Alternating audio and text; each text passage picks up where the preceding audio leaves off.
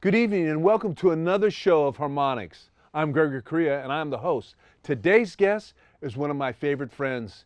Known him a long, long time. He's a legend around this area and he's also the singer of Earth Quake, the present day Earth Quake, Mr. Johnny O'Day. Johnny, what is up, brother? About time, man. It's been a long time, man. Not only that, brother, you are straight out of Oakland.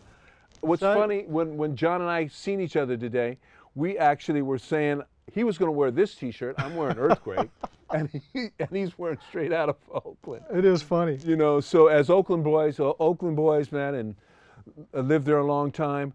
How you been doing, first of all? Been doing good, man. You know, trying to stay in shape, you know, take care of my body, take care of my voice, and it's tough where I live. Where everybody lived this year, the fires.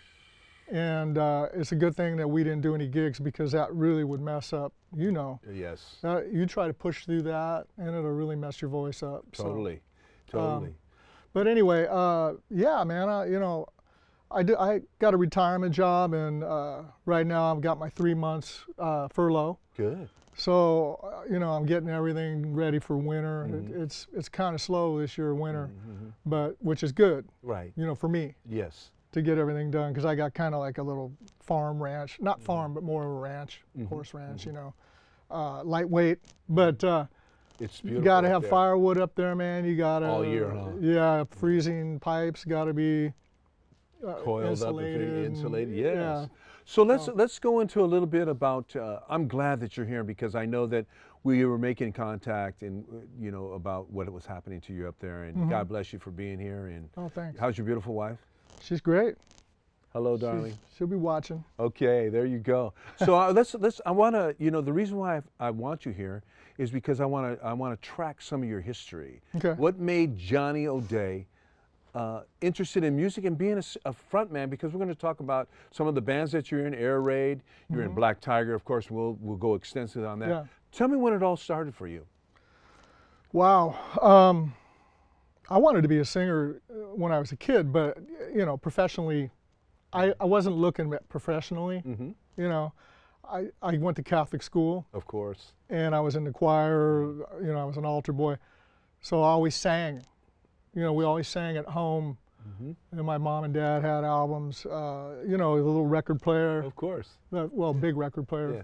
But you know, I just always listened to my dad when he was playing like Roy Orbison albums. He was singing along with them while he was like vacuuming. The great Roy you know. Orbison. And so that was like, you know, one of the first singers that I thought, wow, this guy's got a great voice besides Elvis. You know. Absolutely. And this was probably right around the time that the Motown singers were coming around. You know, I was probably like, well, I was 7 when the Beatles did Ed Sullivan. Okay. So that was probably the main influence was the Beatles, because you know how it was. Oh, do I? I mean, first Beatles album that we got to hear, and then all of a sudden they're going to be on TV live. February 9th. Yeah, and I was only like 7 years old.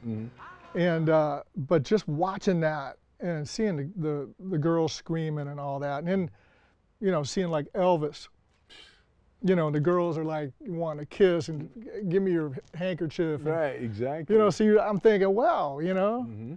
These guys, they got it with the girls. Got something going on. That's what it's about, right? Yeah. When we were young, exactly. So yeah, that was, so to put it in a, you know, like what year did I really think about, you know, playing music? Yes.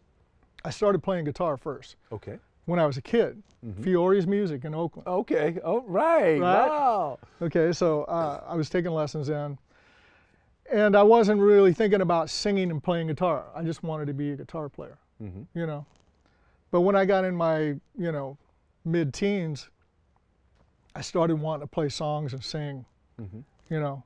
But I quit reading music. I quit the lessons. I can understand. And I picked up a guitar later on, earned enough money to buy my own guitar. Mm-hmm. So, I went out and got all the Doobie Brothers music book and all these cool album books, Mm-hmm.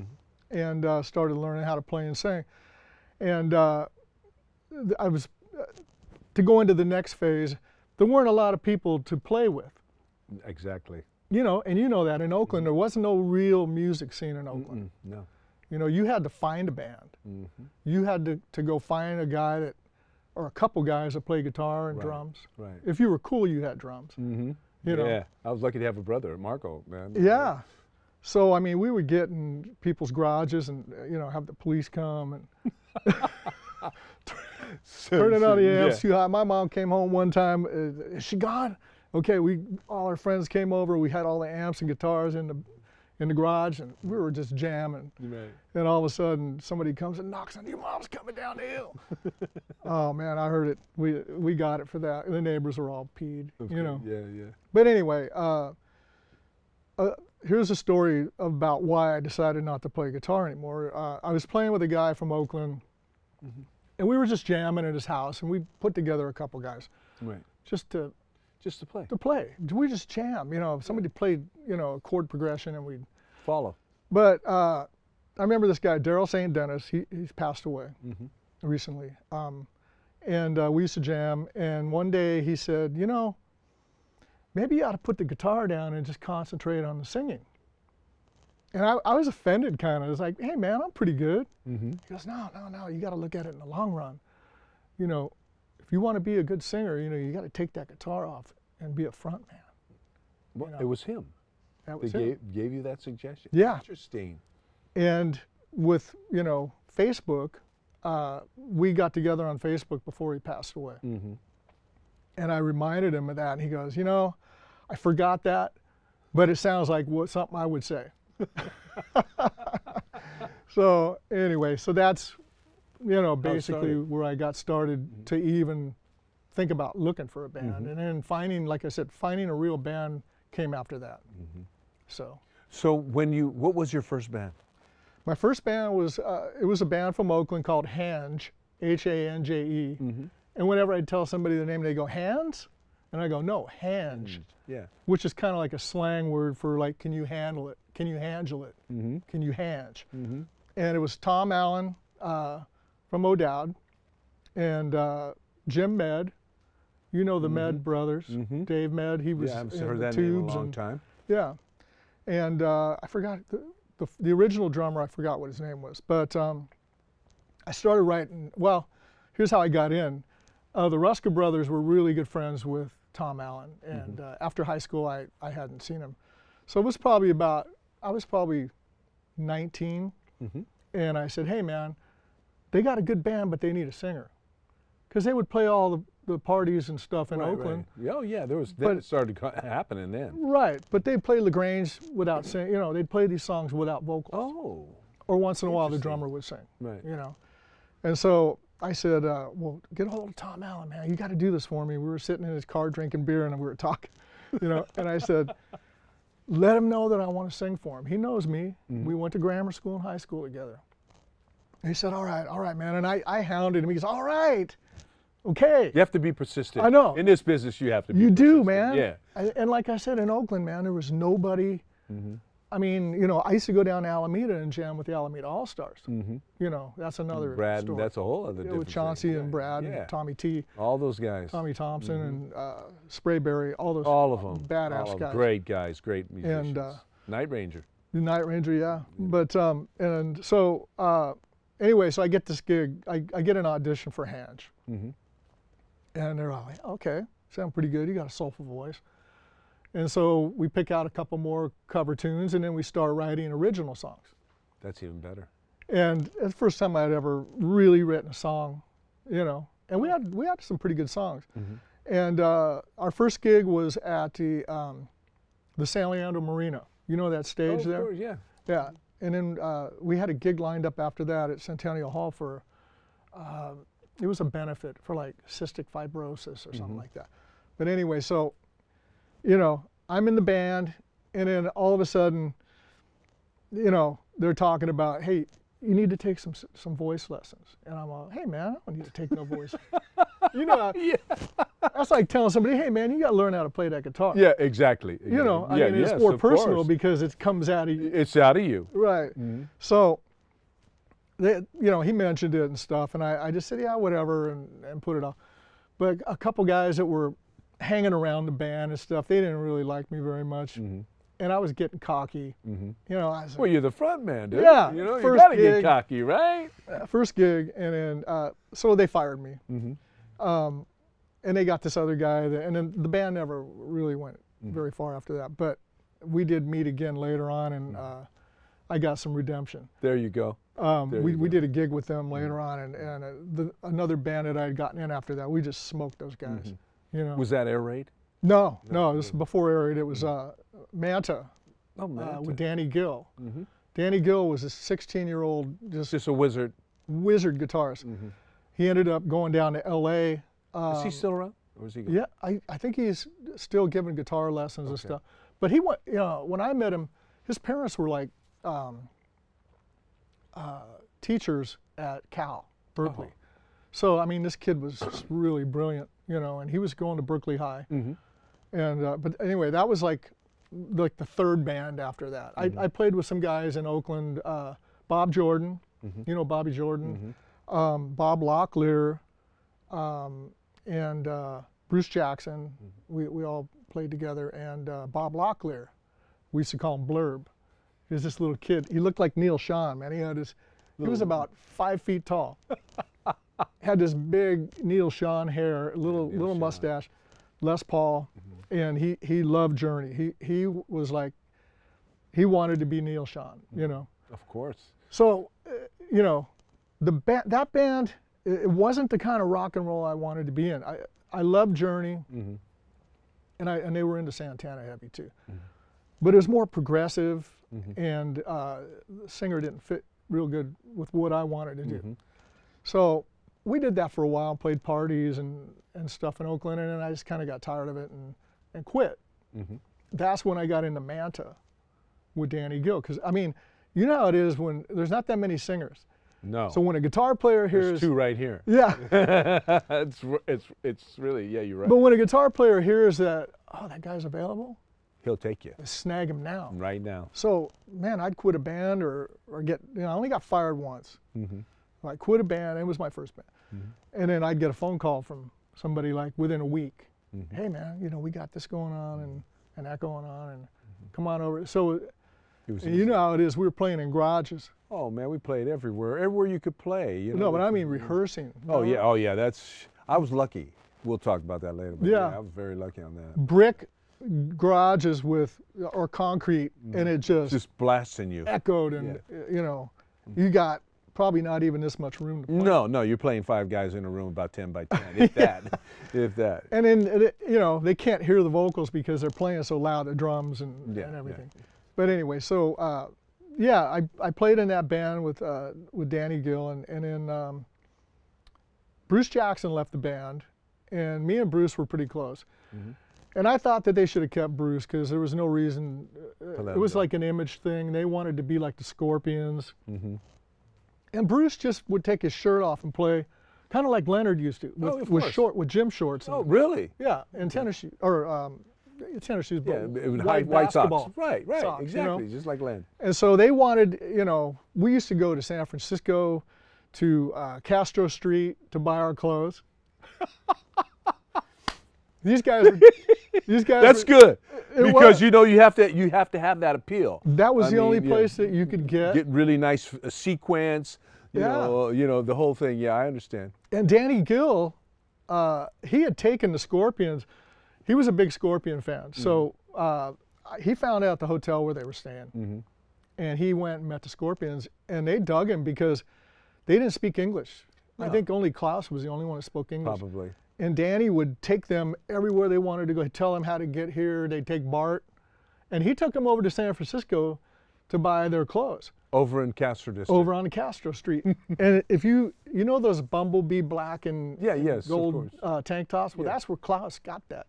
Oh, is that on that video? On that video. Uh-huh. And I had one too. I bought one. That's okay. But it was weird, like, you know, walking down Castro Street, you know, and these guys are leaning up against the wall, like looking at you. And it was like, oh shit, you know. Is this fresh? Is this fresh meat? Yeah, look at this young, fresh meat. But anyway, that band fell apart. But that was the band that I got back at, and you know how it means if you get fired from a band. Man, you want all That's how we did a gig with Hange at like the Eagles Hall on MacArthur Boulevard. Okay, of course. And we just smoked those guys. And Tom Allen came up and he goes, hey man, he goes, you guys killed us. And I said, yeah. And I tried to be cool. I go, no man, you know. And he goes, no, you guys killed us. So I, you know. Felt good, didn't it? It felt good. Sure does. You know, sure and I had already, by that point, I had went to search for voice lessons, and I found Claudine Spent, Donnie Spent from the Rubinoos' mom. Oh. And she gave all the Rubinoos their lessons. Great Eddie band. Money. Great band. I think Greg, maybe Ken, and all those guys. All the guys on the Berserkly. That whole catalog of great musicians, man. That's a great story right there. And so that's where you picked it up at? That's where I started with my voice lessons. And then I stopped with her. And I got into some other bands. And then I found another lady, Kathy Ellis. Is that the lady that? She was over in the city. Okay. And she lived up above.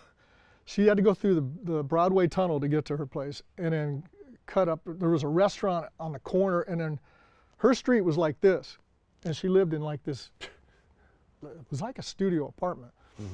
She had the piano and gave lessons, but she was great. She was the one that really taught me how to sing with my diaphragm and breathe right, because when Claudine was trying to teach me, I didn't know what the hell she was talking about. She was an opera singer.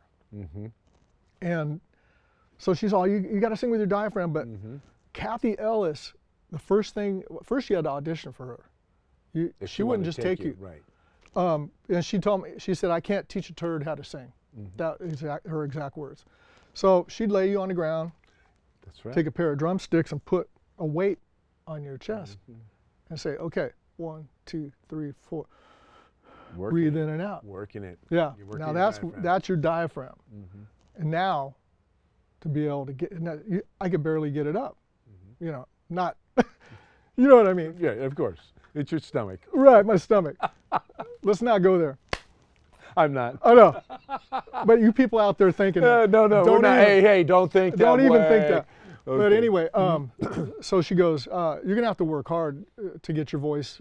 You know, some people have it, and some people, you have to run. You really got to work on it. And you have to, you know, concentrate on your diaphragm when you're running, and you got to do your scales that she gave me. She was a great piano player. She'd play along. Would she give you she gave you a couple like C scales, or just like the, you know, ba da da da da? Remember in school when you warm up? Yeah, it was me. Right. And sometimes you do bird sounds. Right. Boop, boop. It's, you know, it's all, you know that. Yeah. You just try to open this up and here. You know, the glottis thing, to loosen that up. Yeah. But it was ma. There was like these different variations. Oh, most definitely. But you know, it was like about a 40-minute every day. You have to do it every day, or as much as you can, and then you get to a point, and you know this, you get to a point where you know how to handle yourself when you're going on stage. You know, it's just one of those things. I wanted to get to Air Raid with you. Okay, that was a real great band. Yeah, I know you had a lot of experience in Livermore with that unit and Pleasanton and all that. Yeah. You guys were really tough. Who was all in that band? That was basically Manny D.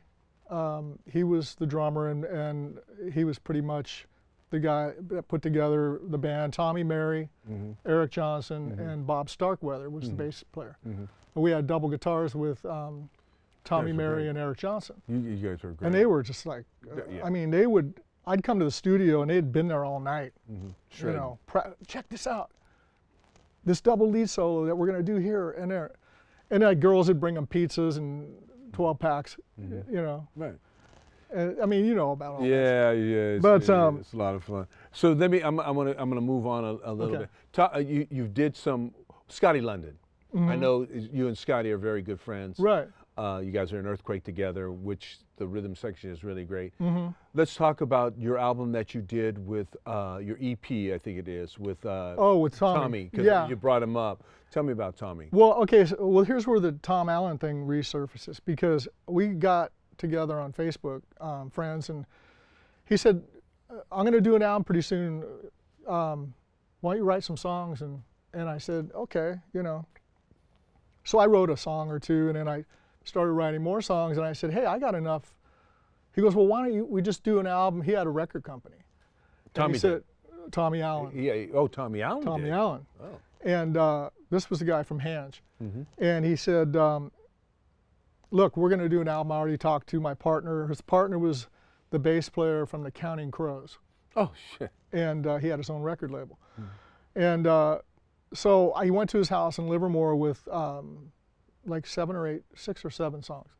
And I played them for him, and he's like, "Wow, these are great." And so I laid them down so he could, you know, work on them and play guitar and arrange them and stuff. And about a week later, when I went home, I said, "Look, I got another song, and I want Leonard Hayes to play drums on it." And he just wigged out. No, Leonard Hayes, no way. He's not playing. And I thought, what the hell, you know? Leonard, you know, and I told Leonard this later, and he goes, "Man, people always tell me that shit." He goes, I don't know what it is, you know, but he thought Leonard was bad news, and he didn't want. So I said, "Okay, well, you need to talk to the guy on your label." I was going to pay for this extra song, you know. And so he called me. He didn't call me. He texted me the next day and said the album's off. And I was pissed. I was like, so I called up Leonard and Joey, and they said, "Hey man, we'll help you. We'll do it." But then as time went by, I talked to Tommy Mary because we had done recordings before. You know, we'd been in a couple bands together. Right. And we've done stuff. Your brothers. Yeah, in and out of musical it. brothers. Yeah. And Tommy said, "I'll do it." He goes, "I'll move up to where you live for a couple months, find me a house to rent, and we'll record it there." So that's what we did. That's a great album. Yeah. It's a great. You It sound was a lot great of on fun. it. Thank you. You know what? When you do create, I know when you do create and all that, and it's a process. It just doesn't come overnight, and it takes then when you present it to a band. What key do you like to sing in, or does it really matter to you? I mean, what key? If somebody says, well, you know, we're going to play it in E, what key do you normally want? Mainly A and C. Really? Yeah. Good. Yeah. And I'm not a key guy. I make up a melody. And you can hear it, and then it's the guitar player that takes that over. Right. So when you did that, and then Black Tiger, you played with two rock and roll, in my Bay Area mind, legends. yeah, for sure. just for sure, man, great guys. Yeah. Toured all over the world, and were just great. You got into a band called Black Tiger. Yeah. Who's your bass player? The bass player was Sergio. Oh, God, he's going to kill me for forgetting his last name. We're sorry, Sergio, but sometimes in being forgetful, that just happens, you know, in the rock scene. I used to call him the Italian Stallion. Okay, You know, he was this you're the big, Italian handsome Stallion. young kid from San Francisco. I think he was only like 19. But man, I mean, he had the look. He was a great bass player, and he had a good background voice. And so Rick Milicici brought him in. Rick Milicici Rest his soul. was badass too. Yes, he was. He I played with a bunch of times with him too. Yeah, he had Dave's riffs all the way down, and I had Dave's vocals down. The way I got in was Manny D from Air Raid called me up on a Saturday night. I was sitting in my house and probably watching an MTV or something. Back in And he the goes, day, "Hey," wow, he goes, "I'm coming to get you right now." He said, "Joey wants to audition you for a band him and Leonard are putting together." And I said, "When?" He goes, "Now, I'm coming to get you." And I go, "All right." So he came and got me, and we went out to Fremont to Joey's apartment. And Joey's sitting there in the dark on the couch with his guitar. And I had already done stuff with Joey. Right. And, "Hey, Johnny, how you doing?" Blah, blah. "Okay, you know this one, don't you?" And he started playing like Earthshaker. "Yeah, okay. You know this one, Nasty Sadie. Mm-hmm. Then he went to like Black Tiger, a couple Yeah, songs that off hit. that. And he goes, you got the gig. He goes, I already wanted you, but I just wanted to see If you wanted us, or however that. how it would work. The chemistry. Yeah, and he goes, I wanted to be able to tell Leonard that I actually did audition you. Mm-hmm. But his girlfriend was in the kitchen and she's like looking around the corner, you know. Mm-hmm. And so shit, you know, I'm just like, it just happened so fast, Mm-hmm. you know. And so How long were you guys together? we were together. Did you guys do any? You didn't do any recording on that? No, we were gonna, and then it just kind of fell apart. Mm-hmm. And then Leonard actually left after that and went to England and played with Ian Gillan. Right. So I think Leonard already had that in the works, Mm-hmm. and we were probably about a year and a half together, Mm-hmm. and we played everywhere. I mean, we played the Everywhere. Stone Yeah. twice, headline, all those Nile Station. We set the record at Nile Station. Yeah, you destroyed Nile Station. Yeah, we blew. Who was it? It was Benny and the Jets had the record. And Benny. Is I- Benny I- still around? No, Benny passed away. He did, huh? Yeah. And then who was it? Who was the other guy? Stretch. Stretch, but there was another Larry gentleman. Litz. Larry Litz. I don't know. Yeah, he was around. That's when the Benny and the Jets. Yeah. Yeah. So that was kind of interesting. They were a great band. They were too, bad. Yeah, they won the Battle of the Bands, and then Mm-hmm. they kind of, there were some differences Dissipated, between Larry and Benny, and then they got, I forgot what the other guy's name was, Mm-hmm. that they replaced Larry with. Wow, but that's. they didn't, it was hard to replace Larry Litz. So, how did you get into the legendary band Earth Quake with Robbie Dunbar? And shoot, right now you got an all-star lineup, really. Yeah. I mean, you got on bass, Jimmy Jett. Jimmy Jett, Spalding. rhythm guitar. We just mentioned his name a few times. Scotty. The great Scotty's a Scotty. lead player too, man. Oh, he's badass too. Scotty, I mean, Scotty's been playing a lot of leads in this band. Oh, yeah, he's great. And Robbie's saying, you play the slide. You know, like on Ma Bell. Oh, right. Robbie said, you play the slide. You're a better slide player than me. Oh, that's So, beautiful. Yeah. And then you also just added, Greg Kinn's former drummer, Right. one of the best, just is always exuberant.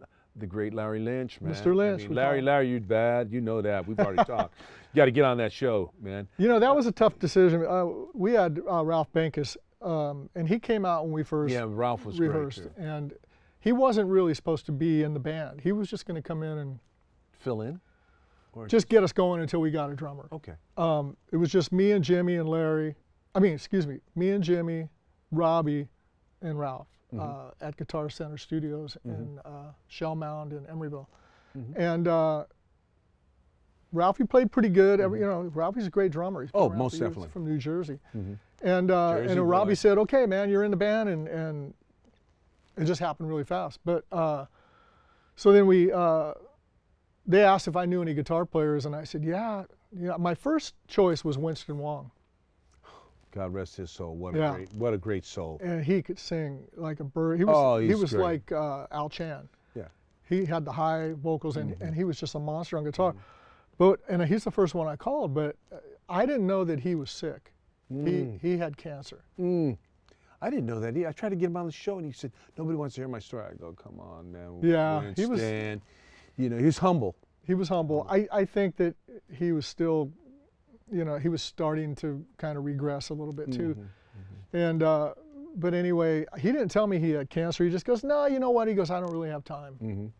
So I forget that. Okay, who's next? And I thought of Scotty. And I called Scotty, and he was like, hell yes. When, where, I got, I'm a huge fan. I already know the songs. And so the next rehearsal at Guitar Center was with all of us. And then, we started getting gigs and all that. But Larry came in. Larry was going to be the first drummer. Oh, even at the beginning. The night that I auditioned with Robbie, it was at one of their shows, Aftershock. And Larry said he was too busy at the time. But after we started going and everything, I could see Larry was getting interested in it. Ralphie was kind of becoming a little less available. He was going to retire from He was a big shot for Apple. And he was going to retire, and he's got a place up in North Shore Lake beautiful. Tahoe, and he golfs, crazy golfer, Mhm, mhm. really good, you know. And so he all of a sudden there was a chance to get Larry in the band, and we did. It wasn't a cutthroat thing; it was just an availability thing. Right, right. And Ralphie was really good about it and everything. And I mean, you know, he realized that he didn't have the time. So you guys, I know the pandemic has hurt everybody in the world, no matter what level of music you're playing or whatever. What in this time period that you've been doing? I know you guys have been writing. Right. You know, I've talked to Robbie. I've had Scotty on the show, and you guys are always very energetic. That want to get back to Earth Quake, right? Yeah. So, are you guys writing now? Are you guys doing? Oh, we've been writing. We've been writing for, God, almost 2 years. Oh, any kind of like say a recording thing? Did you guys want to record a new album with Earth Quake? Yeah, I know you got a new. I know. I don't know if you have that manager or if he's still working. We have Dennis Chunning is managing us, and he goes way back with Tommy Two-Tone, and I forgot who else he was with. But we started writing songs and we're rehearsing and we're ready to go in the studio before, right in the middle of this COVID thing, but before the fires happened this last summer. Oh, you really? We were going to go in the studio in June. Of this year? Yes, and the fires just knocked everything out of the box because I was on on call to be evacuated. Right, I remember telling you, calling you, and you were telling me that you might have to, because you said it was like a mile away from your house. It was 2 miles away. Yeah. And we had to get our horses out. We got our horses out. We moved a lot of stuff that were, you know, expensive things we didn't want to burn, you know. So everything went on hold. So right now you guys are in the midst and then Jimmy's mother-in-law passed away. Oh. And him and Tracy were trading off taking care of her. And he was driving all the way to Santa Cruz from Vacaville. So they were trading off. And so now she finally passed, and she was old, you know. It was time. I think, you know. God was calling. I mean, when do you know? I mean, no one knows, man. Every day's when we're alive. Every day's a holiday, man. Yeah. You know, it feels good and all that. So so you guys are going to get together. I remember. Okay, so just in a flash, this came out of my mind. I remember when you guys did that video. You did a video by yourselves, and then you had an audience that did a video. I was your MC. You MC. Where's that at?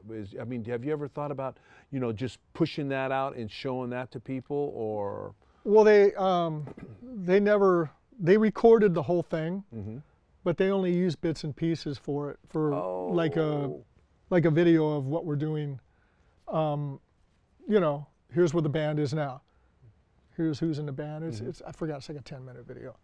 But it's just excerpts of you starting off, announcing the band and all that. And then that was good work.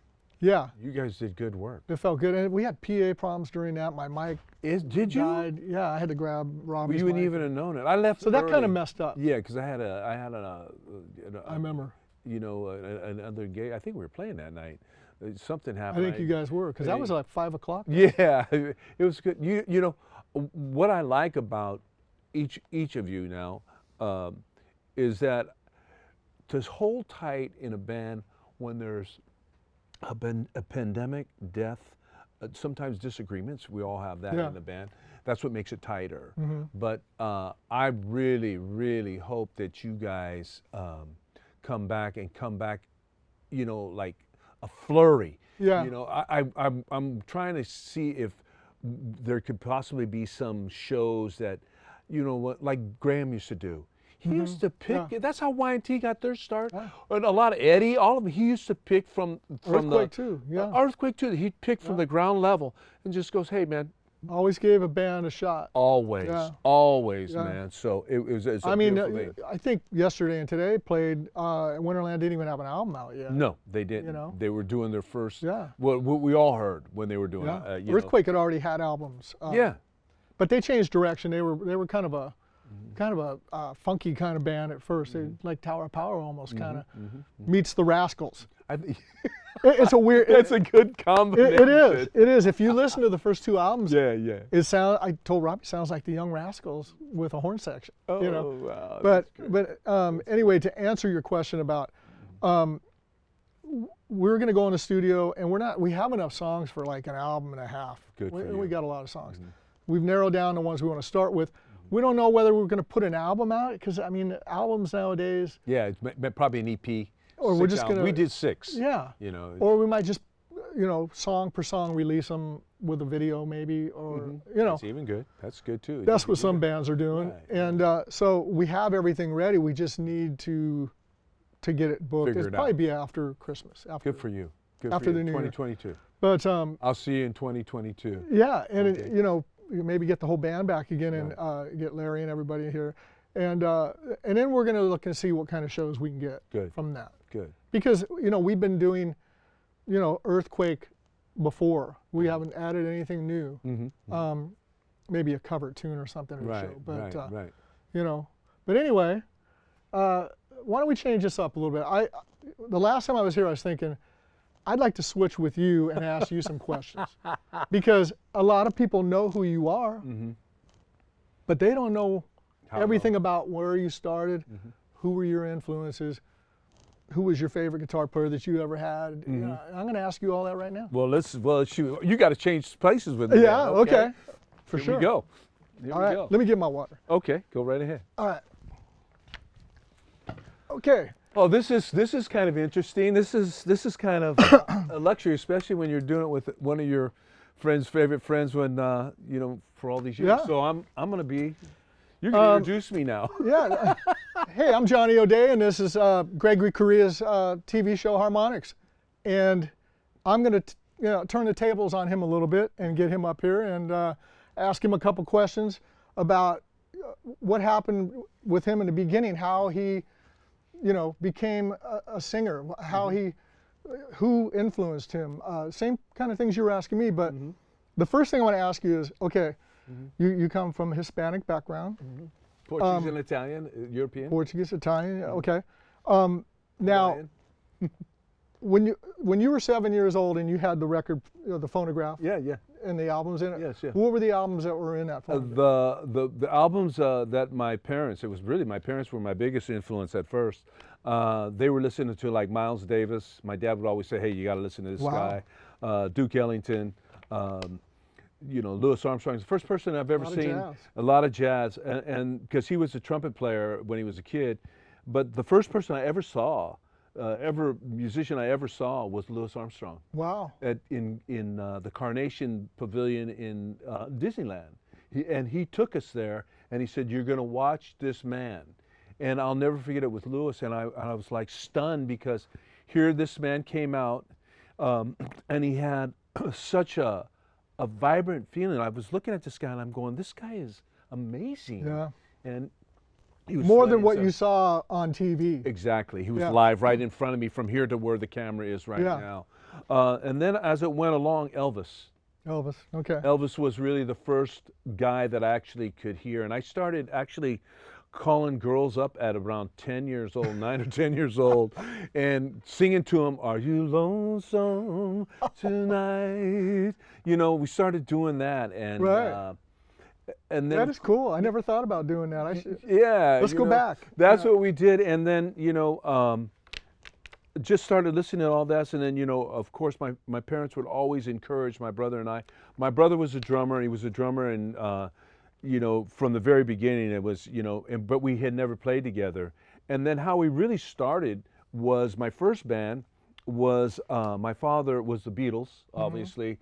And then my first band was basically with Dave Camarillo and my brother really? Mark. And we didn't have instruments. We actually sang the Beatles songs. So in other words, my dad would make us instruments. I was Paul McCartney, and David was John Lennon. My brother was Right. Ringo Starr. And we actually would have wooden things, and we got the 45s, and we used to sing these songs to all the girls in the neighborhood, and we became really popular just doing that. And That then is we'd cool. call other girls on the phone and start singing to them at St. Anthony, St. Elizabeth, Right. Bishop O'Dowd, doing things like that. And and then after that, there was a guy in junior high. His name was Sam Zuvich. I was about 12 years old, 13 years old, and came up to me. He goes, "Hey, Gregory, man, I heard you like to sing," and I go, "I do," because I learned it through Catholic schools, like you were saying earlier. And he said, "Come on over to my house. I got an amp and I got a Gretsch." He got a brand new Gretsch. Right on. And at that particular time, he was hanging out with the Syndicate of Sound doing "Hey Little Girl." He wasn't playing with them, but the guy across the street was, Pete Hernandez. And so we went into his house, and he says, "Hey, do you know any songs?" I said, "Yeah." And he goes, "Well, what are they?" And I go, "I could do 'Hey Little Girl.' I could do Little Latin Loopy Loo. You know, I could do, you know, I do a lot of Stone stuff." He goes, "Well, do you know Last Time?" I go, "Of course I know Last This Time. can be the last time. You know, dun, dun, you know." Yeah. And we started doing it, and we immediately hit off, and we became best of friends. We were in we were an award-winning band. We were on the radio. We did Battle of the Bands. We did Battle of the Bands with Clifford Lancaster and Phil Calderon and David Escara and Fat Eddie and Tommy Moore. We were devastating bands locally. We were on KPFA and Now, was that Peak? Yeah, no. Peak came after I was in a blues band called PG Stone Band, which was a great band. We actually played with Wine and Roses, the lady that took care of all the prisons. Oh. And I was like 19 years old, and I was just doing blues. And it was kind of like, we were great. We played at Soledad, and we played at Vacaville State Prison. When we played at Soledad, we played right after B.B. King. And you know what I mean by that, BB came on, was there earlier, and then we came on after, and we never seen BB. Right. But when we did that show, we were out in Soledad, and we were in a huge baseball field. It was just packed with, and there, you know, the guard were looking down like this at us, and we're playing, and it was crazy. After it was all done, we got to eat in the prison. And then we were leaving, and I'll never forget this sight. I wish I had a camera then, or the phone. You know how we have our phones? Yeah. There was about 1,000 people with their arms out like this, guys. We walked out. It was such an amazing thing to see all their hands out like that. The following month, I think, or maybe a little further, we played Vacaville, and that was another thing. I was thinking to myself, man, these guys are coming in with babes, man. And I'm going like, you know, and then I look close, I go, she's not a babe. Yeah. This is a guy dressed up. Well, it was, you know, it was at that time, you know how times were back then. Yeah. And then I asked the sound guy, because it was actually, we played in front of like 1,500 inmates. And I asked the guy, I go, "What are you in here for, man? Thanks for doing my sound," right?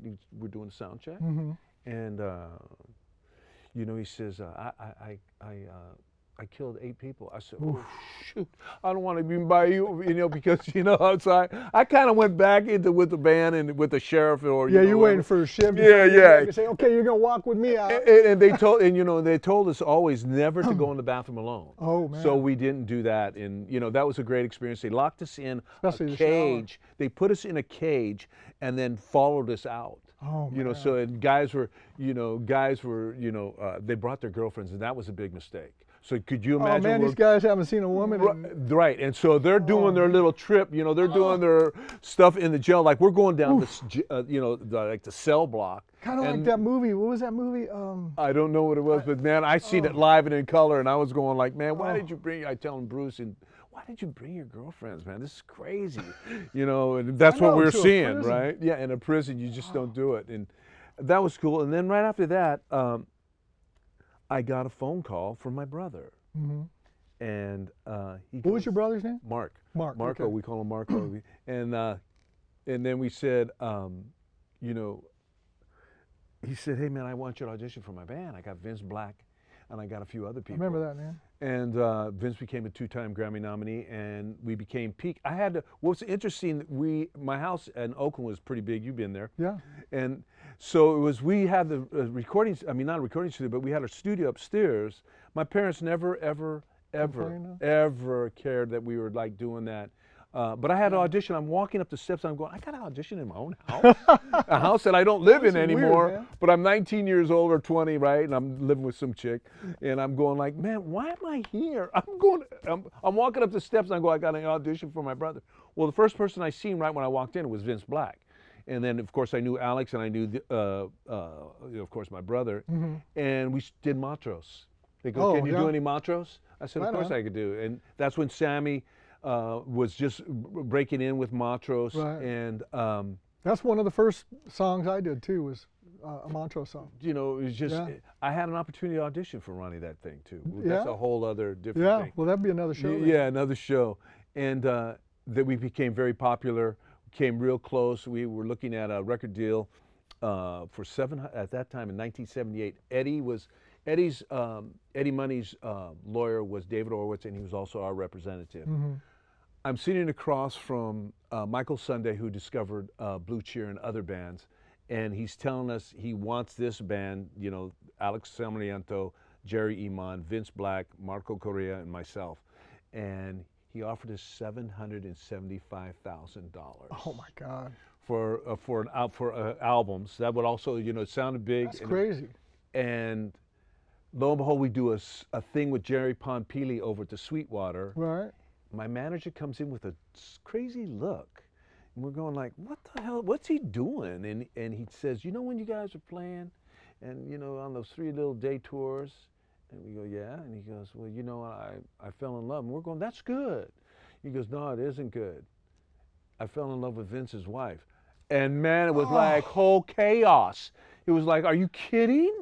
You know, and it just ruined the whole thing. And people wonder how, you know, bands, that kind of stuff happens with, you know, relationships or women. Oh, it's just crazy. It was really sad. I thought that was going to be my point. Then David Orwitz died right after that. Oh, so man. because, you know, he was Eddie's. I was walking out when Eddie was walking. Eddie and Jimmy, I'll never forget it because he lived in Berkeley. Jimmy and Eddie were walking out, and Eddie says to me, he goes, hey man, you guys are next. Because that's when he got signed, because we were there. We did the same thing for Clive Davis that Eddie did. Yeah, that's a big name. You know, and then after that, we kind of like dissipated. Then all of a sudden, I kind of like just wandered through other bands. You know, the Propellers was a great band. Hyphen Red was a great band. Hyphen Red, I remember that. You know, it was just really great bands. We could play Niles. Little Finger, was that a band? Little Finger with Johnny Pirello. And then I kind of just stopped for 20-something years. Yeah. Children. I did that too. You know what I'm saying? Yeah. And now I'm in a great band. You know, I'm going to bring it up to present. Oh, you guys are awesome. Thank you, man. Really good blues, blues rock. You guys remind me of like Bad Company, just a heavier Bad Company. Thank you. You know. You know. I mean, the guitar tones, everything, the voice, it's all there. You guys, and the tunes are just very well written. You know. I mean. Yeah, I mean, you know how much I love. I mean, when we do a gig together, it's fun. It's fun, but I'm backstage trying to get ready to come on, and I can't enjoy you more than 2 songs, and then I got to go in the back. You got to go in the back, right? And get ready, you know, do my voice exercises and change and all that. But okay, a couple more quick things. Okay. Sammy Hagar does this thing where he'll ask you a question and ask his guest. One thing, which one you like better? Okay. Okay, so. You just did a Van Halen thing recently. Yes. Okay. So Edward Van Halen. Edward Van Halen. Yes. Okay, so now which one did you like, which one do you prefer? Van Hagar, Van Halen? That is a very tough question because you know what I mean? Yeah. I've met Sammy and he's a great guy. You know, and David Lee Roth, you know, when Roth came out and... I mean, that was Van Halen. Yeah. I mean, how do you mess with that, you know, but... That's a hard one. So I'm going to do this. I liked them both at their periods of time. Right. That's I can't change the whole thing, but for me, the full circle came when David came back. Right. When they did the album. And that was 2015 when they did their tour, and then, you know, and then they did another tour after that. And they did, you know, what was this, Tattoo. Yeah. I thought that was a great thing, but in all actuality, I can never really, that's a hard one because I like them both because it is tough. One was talking about the devil and the other one was talking about love. So, I mean. It was. And I like them both. Okay, one more. Okay. And this is 3 people. Okay. Page, Beck, or Hendrix? That's And let's three of my. Let's make it easy. Okay, let's make it easy. Okay. Who was the first one out of those three? Oh, Jimmy. Jimi Hendrix? Jimmy. Okay, yeah. Jimmy. But then again, let's. Okay, so you're talking about three of my favorite I know, me favorite too. guitar players. Yeah. And That's a tough one. It is a very tough one. If I had to, you know, and Eddie and Edward Van Halen and Jimmy are playing up in heaven right now, and Right. you got Beck and Page still, thank goodness. God, that's a hard one. But Page and Beck are two of my favorites. I'd have to go with Jimmy Page after that. Yeah. And Beck, because the body of work. Yeah, he's got Page. more of a vocal body of work with a singer and stuff. I mean, I love all of Jeff Beck's stuff. Don't get me wrong, but One of my first songs I learned was "Ain't Superstitious." yeah, You know, you didn't have, that's a standard, it's a Willie Dixon tune, but how they did it, and just being able to, you know, I actually played with Harvey Mandel, the great Harvey Mandel, and Pete Sears was on stage with me. right. Starship, you name it. Yeah. I mean, it's just, and so I'm on stage with those two legends, and Harvey asked me to come on, and he goes, "What do you want to do?" And I go, "What would you like to do?" He goes, "Let's do Hoochie Coochie Man, Chicago style." He goes, "What key you want to go?" I go, "Let's do it A." So I'm singing the song during the middle of the thing, and I know we're running out of time here, and I hear this voice, and it's this: "Man made you so good." And it was Pete Sears. That's the only time in my life I think I've ever been starstruck. Wow. Why? Because I turned around and I visualized this guy who's played with everybody, Yeah. and I said, "Hey, you know what?" I went back and I could feel Harvey pushing the line, but Pete Sears, I want to give a shout out to Pete Sears. Pete Sears is a gentleman. Yeah. And we could go on for hours, but Yeah. We should do this again. we shall do it Because we need again. more time. But before we go, Okay. because it's my show now.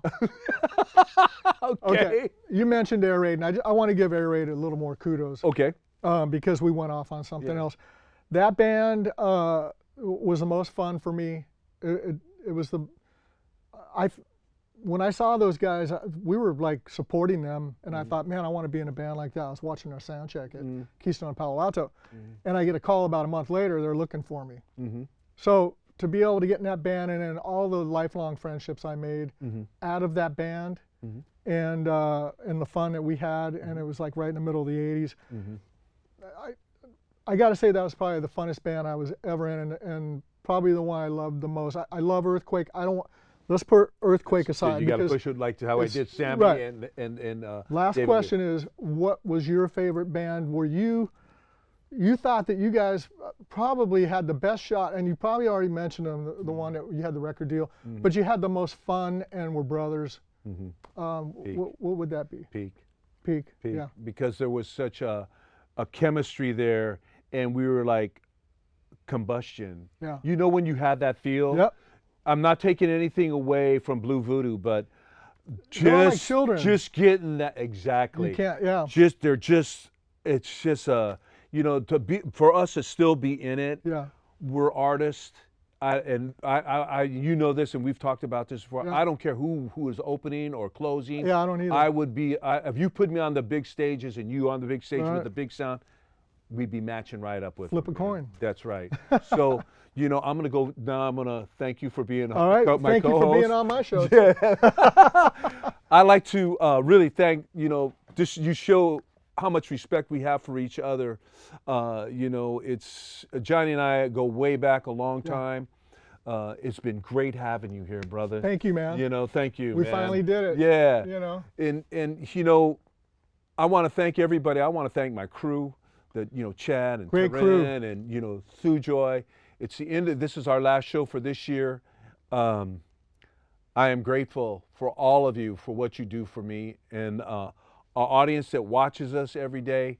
I'm humbled in your presence because this man right here I've known for over 45 years. He's a gift to me. Thank you. Just like the other three that I just named, you guys are my brothers too. And hopefully next year, 2022, will be the best year yet for all of us. I'd like to thank all the people that have watched our show. I'd like to give a kiss to everybody, to our wives and our families. Merry Christmas, Happy New Year. Thank you once again for watching Harmonics. Peace and love to y'all. Peace and love. Thank you.